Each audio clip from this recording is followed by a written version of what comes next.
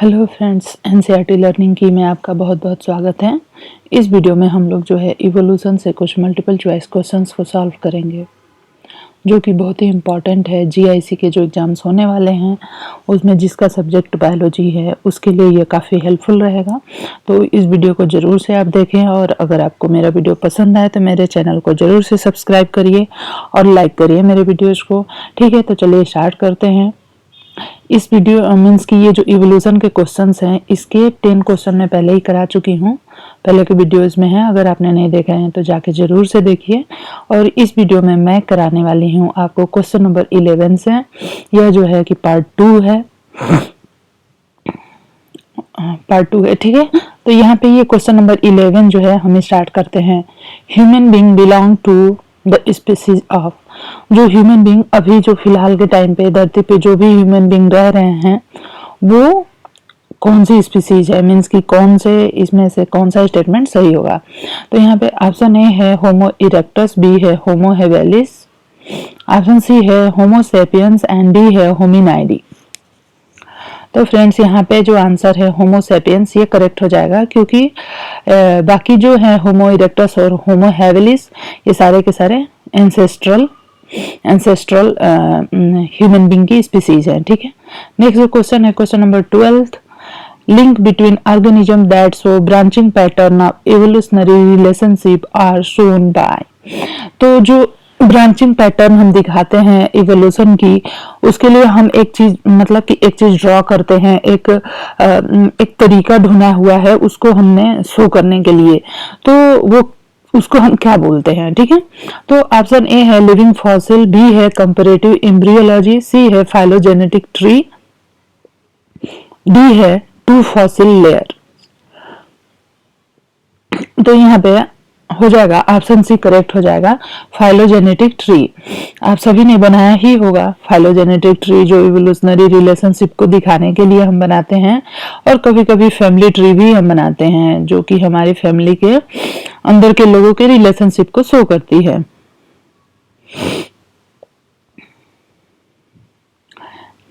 Next question है speciation is the evolutionary process by which. Speciation evolution का वो process है जिसके द्वारा क्या होता है। A new gene pool is form, एक नया जीन पूल बनता है। बी है evolutionary path of species converge, C है hybrid species formed and D है show of difference in physical trait.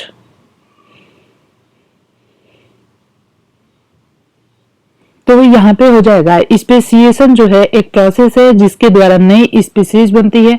और स्पेसिएशन जो होता है उसमें क्या होता है कि उनकी जो लिविंग स्टाइल है उसमें बहुत सारे चेंजेस आते हैं। इससे क्या होता है कि एक ही स्पीसीज से अगर सेपरेट होकर दो पॉपुलेशन बनते हैं तो वो जो है उनमें जो है डिफरेंट डिफरेंट थोड़े कैरेक्टर डेवलप हो जाते हैं, और इसलिए वो नए कैरेक्टर जो है उस स्पीसीज में जुड़ जाते हैं। तो इससे क्या होता है एक नए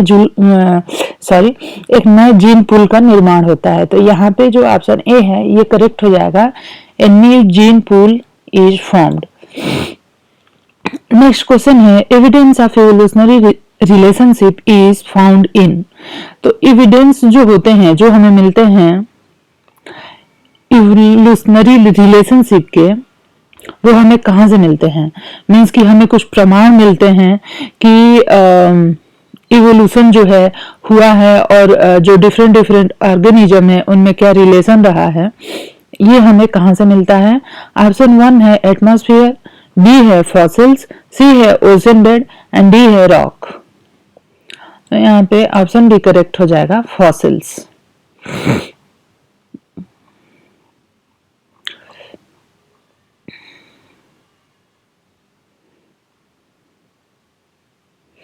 नेक्स्ट हमारा क्वेश्चन है which of the following is not a source of variation in A population. कोई भी पॉपुलेशन है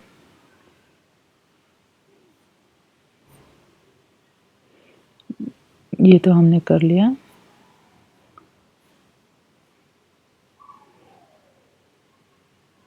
तो हाँ, अभी हम कर रहे हैं विच of the following is not a source of variation in A population. जैसे कोई भी एक पॉपुलेशन है, अगर हम ह्यूमन बीइंग की लें या मंकी की लें या डॉग की लें, तो उनकी जो पॉपुलेशन है उसमें हमें कुछ वेरिएशन देखने को मिलते हैं, तो उनके सोर्स क्या होते हैं, ठीक है।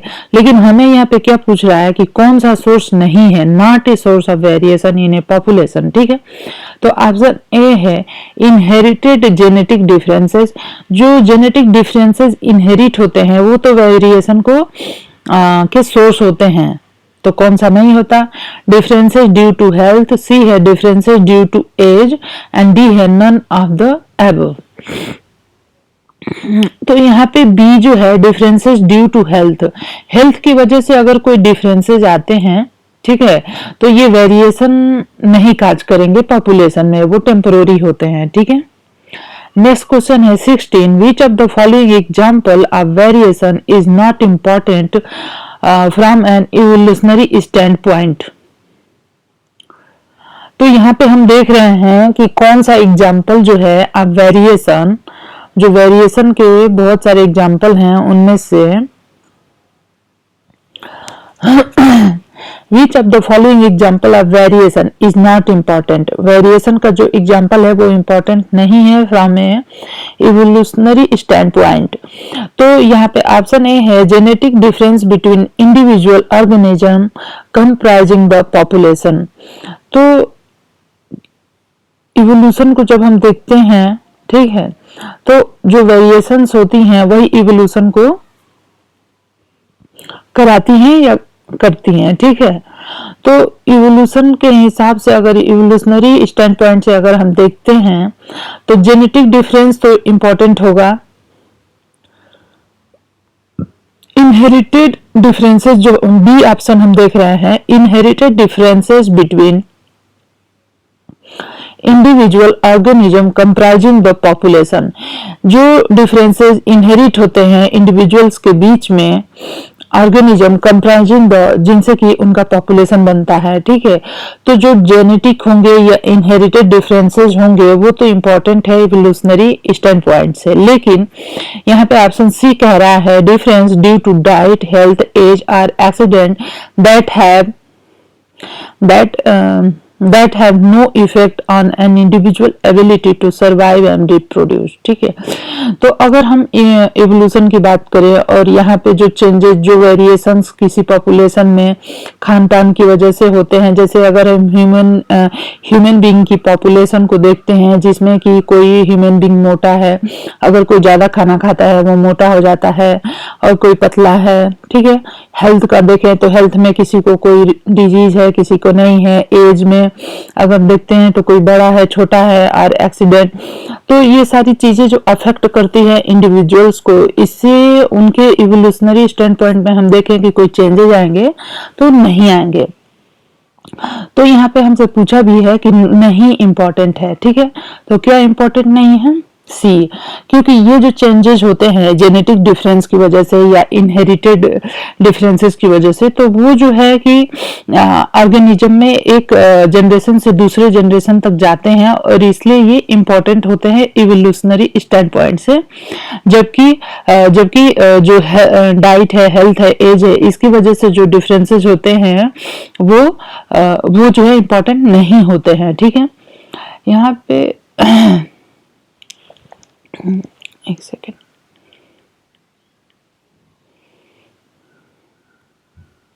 यहाँ पे क्वेश्चन नंबर 15 में मैं आपको एक करेक्शन करना चाहूंगी। विच of the following is not a source of variation in A population. Population में इनहेरिटेड जेनेटिक डिफरेंसेस, इनसे भी वेरिएशन पॉपुलेशन में इनसे तो होता है, मीन्स की लेकिन यहाँ पे जो है ना differences due to health, differences due to age, इन दोनों की ही वजह से पॉपुलेशन में वेरिएशन नहीं होगा। मीन्स की जो वेरिएशन एज और हेल्थ की वजह से होता है वो टेम्पररी होता है, और इनहेरिटेड जेनेटिक डिफरेंसेस की वजह से जो होता है वो परमानेंट होता है, ठीक है। तो यहाँ पे बी और सी दोनों करेक्ट है, ठीक है। तो इसको थोड़ा करेक्ट कर लीजिए।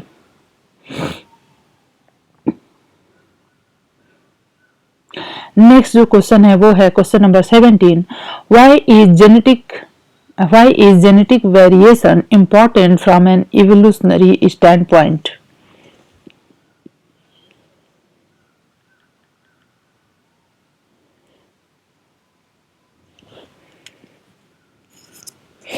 जेनेटिक वेरिएशन जो होते हैं वो क्यों इम्पोर्टेंट होते हैं किसी भी इवोल्यूशनरी स्टैंड पॉइंट से, ठीक है। यहाँ पे ए है if all organism were the same, अगर सारे के सारे ऑर्गेनिज्म सेम होंगे the entire population would be vulnerable to particular pathogens like virus, ठीक है। देखिए, अगर हम बात करते हैं कि किसी भी पॉपुलेशन में कुछ जेनेटिक वेरिएशन होते हैं और उनसे चल के नेक्स्ट जनरेशन जो होती है वो कुछ डिफरेंट टाइप की होती है, मीन्स कि उसमें कुछ अलग क्षमताएं होती हैं जो कि अच्छी या बुरी दोनों हो सकती हैं। तो ये इवोल्यूशन के हिसाब से क्यों इम्पोर्टेंट है, क्योंकि अगर किसी एक पर्टिकुलर पॉपुलेशन में किसी वायरस ने अटैक किया और वो सारे ऑर्गेनिज्म को अगर मीन्स कि वो सारी पॉपुलेशन जो है वल्नरेबल है, मीन्स कि वो वायरस उसमें उन पॉपुलेशन में डिजीज काज कर सकता है, तो क्या होगा कि वो पूरी की पूरी पॉपुलेशन ही खत्म हो जाएगी, मीन्स कि एक्सटिंक्ट हो सकती है। लेकिन अगर उसमें जेनेटिक वेरिएशंस होते हैं और उसमें से कुछ रेजिस्टेंस निकल के आ जाते हैं, तो वो क्या होंगे, वो जो है मीन्स कि उस स्पीसीज के उस पॉपुलेशन को जिंदा रखने में मदद कर सकते हैं, ठीक है। तो इसलिए जेनेटिक वेरिएशन जो है इम्पोर्टेंट है। बी को हम देखते हैं, all evolutionary adaptation the origin of four limb are the result of the gradual build up of genetic differences between organism over geological time, ठीक है। तो जितने भी एवोल्यूशनरी एडाप्टेशन होते हैं वो किसके रिजल्ट हैं, कुछ ग्रेजुअल बिल्डअप होते हैं जेनेटिक डिफरेंसेस में बिटवीन ऑर्गेनिज्म, ठीक है। मीन्स कि बहुत ही लंबे समय पे किसी भी ऑर्गेनिज्म में जो ग्रेजुअल बिल्डअप कुछ चेंजेस होते हैं उससे क्या होते हैं, वो इवोल्यूशनरी एडाप्टेशन के सोर्स होते हैं, ठीक है। नेक्स्ट जो है सी, evolution at the population level refer to change in the frequency of gene in the population over time, ठीक है। इवोल्यूशन जो होता है वो रिफर टू चेंज, वो चेंज को रिफर करता है in the frequency of gene, means कि इवोल्यूशन जो होता है किसी भी पॉपुलेशन की जो फ्रीक्वेंसी है, किसी भी पॉपुलेशन में जीन की जो फ्रीक्वेंसी है उसको चेंज करता है इवोल्यूशन, ठीक है। अगर 10 लोगों में 8 लोग गोरे हैं तो नेक्स्ट जनरेशन में हो सकता है कि इवोल्यूशन की वजह से या कुछ जेनेटिक चेंजेस की वजह से जो फेयर कलर का जो जीन है उसका फ्रीक्वेंसी 8 से घट के 7 हो जाए, 6 हो जाए, या फिर बढ़ के 8 से 9 या 10 हो जाए। नेक्स्ट है मीन्स कि डी है ऑल ऑफ द एबव, तो यहाँ पे हमें सारे के सारे सही हैं यहाँ पे, ठीक है। तो why is genetic variation important from evolutionary standpoint, तो यहाँ पे ये सारे के सारे जो है दिखा रहे हैं कि इवोल्यूशनरी स्टैंड पॉइंट से ये जो जेनेटिक वेरिएशन है क्यों इम्पोर्टेंट है, सारे के सारे अपने इम्पोर्टेंस को बता रहे हैं, ठीक है। तो इसलिए यहाँ पे ऑप्शन डी करेक्ट हो जाएगा।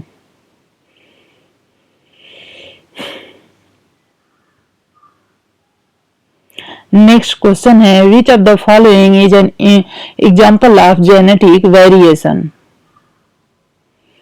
इसमें से कौन सा जो है जेनेटिक वेरिएशन का एग्जाम्पल है। ऑप्शन ए है two children have different eye colours, B है one person is older than another, C है one person has a scar but her friend does not, D है Todd eats meat but his brother Rod is a vegetarian. तो जो genetic variation होता है वो जो है ये two children have different eye colour, ये जो है इसकी मीन्स की जेनेटिक वेरिएशन की वजह से ये डिफरेंसेस हम देख सकते हैं। और किसी के एज में डिफरेंस होना, किसी के मीन्स की जो फेवरेट मील है, फेवरेट फूड है उसमें डिफरेंस होना, ये जेनेटिक वेरिएशन को नहीं शो करता है, ठीक है। स्कार होना, तो किसी को भी चोट लगती है तो कोई दाग धब्बे हो सकते हैं। इसलिए यहाँ पे ऑप्शन ए करेक्ट हो जाएगा। नेक्स्ट जो क्वेश्चन है, which of the following is an example of environmental variation, इसमें से कौन सा जो है एक एग्जांपल है एनवायरमेंटल वेरिएशन का। तो एनवायरमेंट की वजह से जो वेरिएशंस होते हैं वो टेम्पररी होते हैं। यहाँ पे ऑप्शन ए है, Apu is a tongue roller but his brother Sanjay is not. तो ये एनवायरमेंटल हो जाएगा, क्योंकि जैसे कि दो बच्चे हैं, एक ने कुछ सीख लिया दूसरे ने नहीं सीखा, तो ये एनवायरमेंटल है। बी है, मैग्री डाई हर हेयर ब्लू, या फिर ये जो है एनवायरमेंटल में जो ये मार्गी है उसने अपने हेयर कलर को, मींस कि हेयर को जो उसका कलर था उसको हटा के और दूसरे कलर से कलर कर लिया, ये भी एनवायरमेंटल हो सकता है।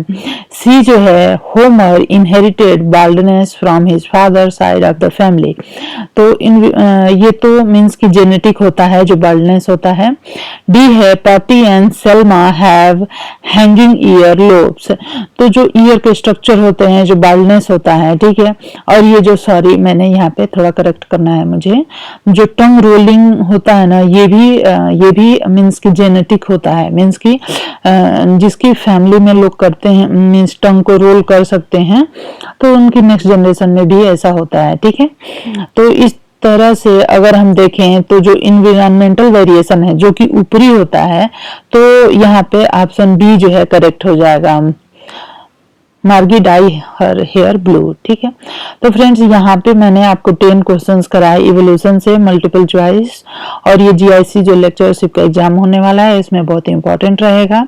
आपको मेरा वीडियो कैसा लगा इसको कमेंट करके जरूर से बताइए, और मेरे चैनल को सब्सक्राइब कर लीजिए, लाइक करिए, शेयर करिए अपने फ्रेंड्स में, ठीक है। धन्यवाद। और इसके बाकी पार्ट्स भी मैं लाऊंगी अभी, ठीक है, तो उसको भी जरूर से देखिए। धन्यवाद।